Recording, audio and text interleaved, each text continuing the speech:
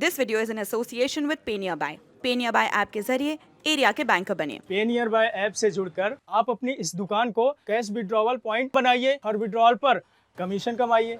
मध्य प्रदेश के खरगोन में हुई सांप्रदायिक हिंसा के आरोपियों पर कार्रवाई करते हुए प्रशासन ने उनके कथित अवैध निर्माणों को बुलडोजर से ढहाया था। इसी सिलसिले में प्रशासन ने हसीना फखरू के खसखासवाड़ी स्थित घर को गिरा दिया था। बाद में खुलासा हुआ कि हसीना का घर प्रधानमंत्री आवास योजना के तहत बनाया गया था।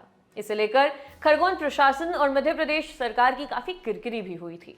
अब सामने आया है कि सरकार हसीना फखरू और उनके परिवार को वापस से बसाने की तैयारी कर रही है। अंग्रेजी अखबार इंडियन एक्सप्रेस की रिपोर्ट से ये जानकारी सामने आई है।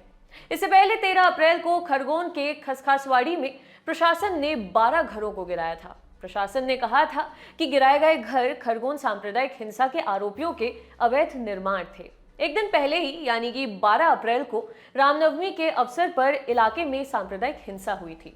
रिपोर्ट के मुताबिक 16 अप्रैल की दोपहर को खरगोन प्रशासन और नगर निगम के अधिकारी हसीना फखरू और उनके परिवार के पास पहुंचे। घर टूटने के बाद हसीना और उनका परिवार पास की एक खाली पड़ी मस्जिद में रह रहे थे। अधिकारियों ने उन्हें राशन दिया और बताया कि उन्हें जल्द ही एक मल्टीप्लेक्स में शिफ्ट किया जाएगा। हालांकि परिवार ने उस इलाके में जाने से मना कर दिया। हसीना के बेटे अमजद खान ने इंडियन एक्सप्रेस को बताया, पहले अधिकारियों ने बताया कि वह हमें एक मल्टीप्लेक्स में शिफ्ट करेंगे, लेकिन वो बिल्डिंग एक सांप्रदायिक इलाके में है, इसलिए हमने मना कर दिया। तब उन्होंने हमसे हमारे पुराने घर के बारे में पूछा। हमने उन्हें बताया कि हम 3 दशक के खसखासवाड़ी में रह रहे हैं, लेकिन वो फिर भी स्थानीय लोगों के साथ हमारा घर खोजते रहे। इधर खरगोन के जिलाधिकारी ने बताया कि सरकार परिवार को फिर से बसाएगी। इससे पहले खरगोन जिला प्रशासन ने बताया था कि हसीना का घर जहां बना था वो जमीन राजस्व विभाग की थी। इसके बाद अमजद खान ने प्रशासन को गलत बताते हुए 2017-18 की अपनी टैक्स रसीद और बिजली के बिल दिखाए थे। खान ने बताया कि उनके पिता फखरू पठान ने प्रधानमंत्री आवास योजना के तहत आवेदन किया था और 3 दशक से उनका परिवार एक कच्चे मकान में रह रहा था।